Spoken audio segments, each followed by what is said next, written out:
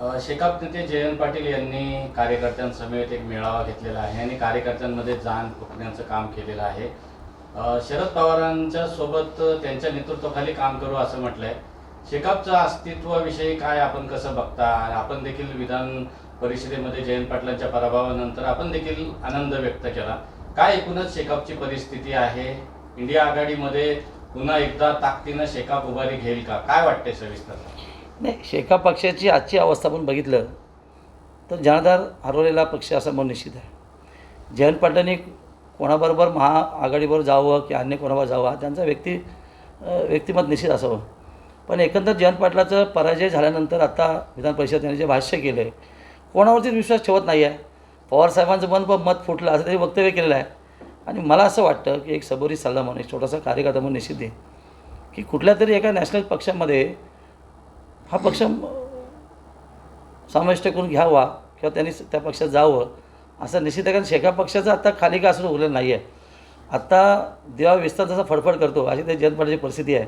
मग कालच्या ह्याच्यामध्ये त्यांनी तुमच्या भाषेमध्ये जान भरण्याची परिस्थिती दिली पण कार्यकर्ता त्यांच्यावर अजिबात नाही आहे. आता त्यांच्याकडे कुठलीही सत्ता नाही आहे. त्यामुळे मला असं वाटत नाही कार्यकर्त्यांच्या बरोबर राहील. आणि कार्यकर्ता आता सर्वस्व इतर पक्षामध्ये निश्चित गेलं आपल्याला बघायला मिळेल. यांची विश्वासार्हता गमावलेली आहे. त्यामुळे मला असं वाटत नाही पुढे पक्ष उभारी घेईल असं मला अजिबात वाटत नाही. शेकापनं नॅशनल पक्षात म्हणजे कोणत्या पक्षात जावा असा सल्ला आपला? आता पवारसाहेबांनी त्याची जवळीक आहे असं आपणच म्हणताय तर मी सबोरी सल्ला देईन की पवारसाहेबांच्या पक्षामध्ये पक्ष समाविष्ट करून घेतला तर बरं पडेल. कारण आज दुसऱ्या कुठल्या पक्षात त्यांचं ॲडजस्ट होणार नाही. आणि मुळात जयंत पाटलाचा स्वभाव विचाराचाराने कोणाशीच कधी जमणार नाही हे तर निश्चित आहे. त्यामुळे स्वतः स्वयंभू घोषित नेते आहेत ते. त्यामुळे त्यांच्याविषयी मी काय भाष्य करू? विधानसभा निवडणुकीमध्ये जर स्वतः जयंत पाटील अलिबाग मुरुड मतदारसंघातून उतरले कार्यकर्त्यांच्या आग्रहाखातर तर कशी लढत होईल ते? एकतर्फी लढत होईल अशासाठी. कारण जयंत पाटलाचा एकंदर कार्यप्रणाली बघितली तर सर्वसामान्य माणूस कधी स्वीकारणार नाही आहे. माझ्यासारखा सर्वसामान्य एक कार्यकर्ता लोकांनी स्वीकारला आणि कामास्वरूपात खऱ्या अर्थाने मी प्रत्येक ठिकाणी पोहोचण्याचा प्रामाणिक प्रयत्न केला. आज आपण बघितलं असेल की माझ्या विधानसभा मतदारसंघामध्ये केंद्र सरकार राज्य सरकार हजारो कोटीची कामं चालू आहेत. किंवा रेवस केंद्र ब्रिज असेल, साळाव ब्रिज असेल किंवा आगरदंडा ब्रिज असेल किंवा मुरुड रस्ता असेल किंवा इतर सगळे रस्त्यांची अवस्था अतिशय सुंदररित्या आहे. आणि कार्यकर्त्यांची फळी खूप छान असल्यामुळे मला कुठे असं वाटत नाही. मुळात महायुतीकडे तटकरे साहेबांसारखं आता खासदार झालेत आमचे, त्यांचं एवढा वर्षाचा कार्यप्रवास आहे आणि जनमानसामधला नेता आहे. त्यांचाही आशीर्वाद माझ्या पाठी आहे. भारतीय जनता पार्टीचे सर्व नेते माझ्या बरोबरती आहेत. आणि आमच्या पक्षाचे एकंदर आमची कार्यकर्त्यांची संच फळी बघितली तर सर्वाधिक आहे. त्याच्यामुळे जयंत पाटील उभा राहावं आणि कोणी राहावं मला काय फरक पडत नाही. कारण माझ्या कामास्वरूपात लोक मला योगदान निश्चित देतील. आणि तुमचा जो प्रश्न आहे की कार्यकर्त्याचा आग्रह जयंत पाटलांना उभा करायचा असावा तर एकदा शेवटची त्याने ही जादू करून बघावी. शेतकरी कामगार पक्षाचे जयंत पाटील जे आहेत ते विधान परिषदेमध्ये त्यांचा पराभव झाला आहे आणि एकूणच त्यांनी आता पुन्हा एकदा एल्गार पुकारलाय असं म्हणता येईल. लाल बावट्याची शपथ घेत त्यांनी या ठिकाणी मोठं शक्तीप्रदर्शन देखील काल केलं. काय सांगाल, शेकापची ताकद भविष्यामध्ये अधिक वाढेल? विधान परिषद निवडणुकीमध्ये कसं प्रस्ताव असेल, काय आपल्याला वाटते एकूणच? मला माहीतच नाही काल मेळाव्यामध्ये त्यांनी काय भाष्य केलं ते. पण एकंदर शेकाप पक्षाचा अंत आला असं मी निश्चित सांगेन की आत्तापर्यंत कैलास जोशी, दत्ता पाटील असतील, प्रवर पाटील असतील यांची कार्यप्रणाली सर्वसामान्य माणसाला निश्चित भावणारी होती. पण त्यांच्यानंतरची पिढी जी आहे मीनाक्षताई नंतर जयंत पाटील असतील किंवा पंडित पाटील असतील किंवा त्यांची खालचे वारस असतील हे जनमानसामध्ये खरं त्यांची क्रेज संपलेली आहे.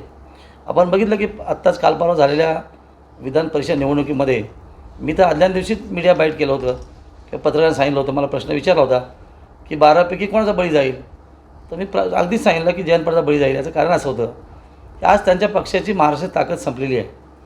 कुठेच त्यांचा आमदार नाही आहे. एक आमदार आहे शिंदे, त्यांचंही मत मला वाटतं परिवर्तन झालं दिसतं आहे.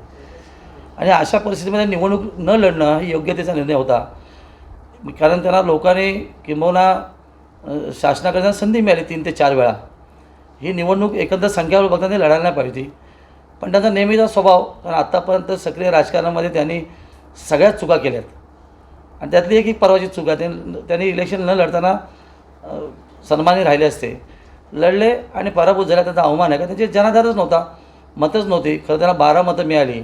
माझ्या मताप्रमाणे त्यांनी केलेली जी काय लक्ष्मी दर्शनची मतं होती ती 11च होती. तेव्हा त्यांच्याकडे कोणी मतं नव्हतीच. एक मत चुकून पडलं असेल, मला माहीत नाही कसं ते. पण अशा परिस्थितीमध्ये जयंत पाटलांचा कालचा मेळावा झाला तो त्यांच्या कार्यकर्त्यांना मॉरल देण्यासाठी झाला. एकंदर त्यांनी जे भाष्य केलं तर आता एकंदर जे काहीच उरलेलं नाही आहे. जिल्ह्यातली परिस्थिती राजकीय अतिशय भयावह आहे आणि अशा परिस्थितीमध्ये हारल्यानंतर त्यांनी कार्यकर्त्यांना मेळावा घेऊन उभारी देण्याचं काम केलं. पण ही फेक आहे, कारण सर्वसामान्य कार्यकर्त्याला माहिती आहे गेल्या 15-20 वर्षामध्ये जयंत पाटलांनी आपल्या कुटुंबाव्यतिरिक्त बाहेरच्या कार्यकर्ते कधी बघितलंच नाही आहे. म्हणून असंख्य कार्यकर्ते पक्षातून बाहेर निघून माझ्यासारखा सर्वसामान्य व्यक्ती आमदार होऊ शकला. त्यानंतर आत्ता झालेला पराभूत आणि झेडपीला तर तिथं सपाटा साफ करून टाकेन, कारण याच्याकडे काय उरलेलं नाही आहे. आज जिल्ह्याची राजकीय परिस्थिती बघितली तर 7ही आमदार आम्ही महायुतीमध्ये आहोत, 2ही खासदार इथेच आहोत आम्ही. त्यामुळे जिल्ह्यातली राजकीय परिस्थिती अति सुंदर आहे आणि सरकार किंवा केंद्र सरकारचं काम जनमानसामध्ये प्रामाणिक पोचवण्याचं काम माझ्या सर्वसामान्य पदाधिकारी कार्यालयात पोचवलं. म्हणून अशा पद्धतीचे बदल हे होत राहतात आणि जयंत पाटलाच्या कालच्या याला आम्ही काय महत्त्व देत नाही.